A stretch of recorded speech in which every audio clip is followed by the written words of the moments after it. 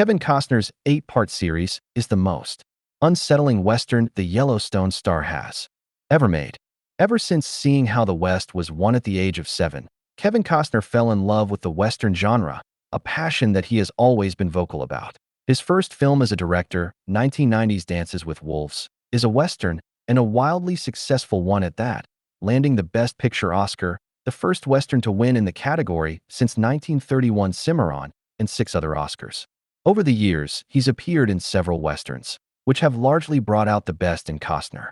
That love for the Western has never been more prominent than now, with his role as John Dutton in Yellowstone and his passion project, Horizon, an American Saga, 2 recent examples of his work in the genre.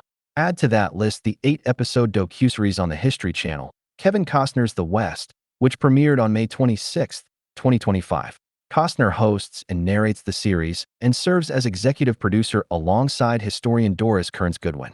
It's a look at the history of the American West, but if you're looking for feel-good, cowboy rides off into the sunset with his gal stories, look elsewhere, which is something Costner discovered working on the project. Kevin Costner's The West shocked the Yellowstone star. Costner explained in an interview with Fox News Digital about what he found during the filming process. A shocking revelation to a man so well-versed in the Western genre. That it would shock Costner tells a story unto itself about how disparate the Hollywood Western is from the truth, a story for another time. Costner spent a lot of time learning about the period for the series to ensure that what comes across in Kevin Costner's The West is the unflinching, unflattering, and often dark truths of the history of the American West. He compares the goal of taking that uncompromising look at the truth of history to sports, an analogy that works better than you might think. You and I know the score of the game, right? Nobody can bulls **tee us about who won, he starts adding. That while news is open to interpretation and bias, sports itself is truth, where a win is a win and a loss is a loss, and you can't spin it any other way. Let me see how raw it history was, Costner sums up. Let me know how real it was.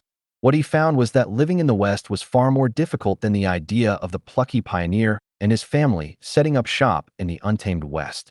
Many people were forced to live there without the tools or talents to be able to do so effectively. They went in groups, and they sometimes perished as groups, and their humanity was alive, Costner explains.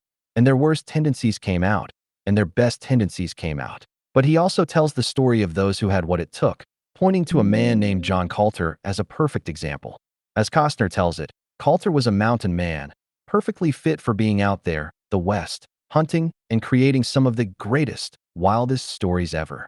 Kevin Costner's The West tells the tragedy of the native homeland, one of the uglier truths Costner was confronted with while filming Kevin Costner's The West was how settlers took over the land from the indigenous peoples and forced their ideas onto them. Hollywood has only really started to change the narrative around Native Americans, with Martin Scorsese's Killers of the Flower Moon one of the prominent films at the forefront of exploring historical injustices.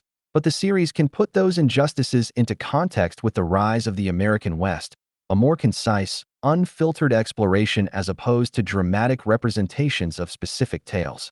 In researching that aspect of history, Costner says, I know I learned things. I was thinking about these missionaries who went back and had to talk people into funding them to let them go, and then they tried to bring their religion to these poor people.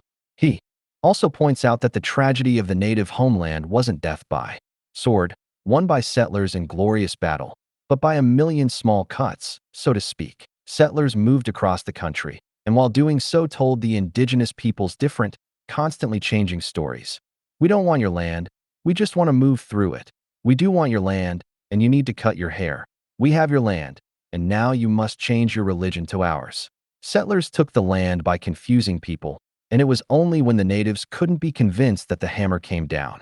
We murdered them, and we made up convenient stories to do it, Costner says. These places don't have their names anymore. We named them after ourselves. Kevin Costner's The West explores how the American West was built on tragedy, triumphs, and perseverance by all peoples, not just European settlers. And, at least according to Goodwin, Costner was perfect for the role due to his spiritual connection to the West and his contagious enthusiasm. What is perhaps unexpected is just how perfect Costner is for the series. He didn't head into the project with narration in hand, walk into a recording booth for a couple of hours, and walk away.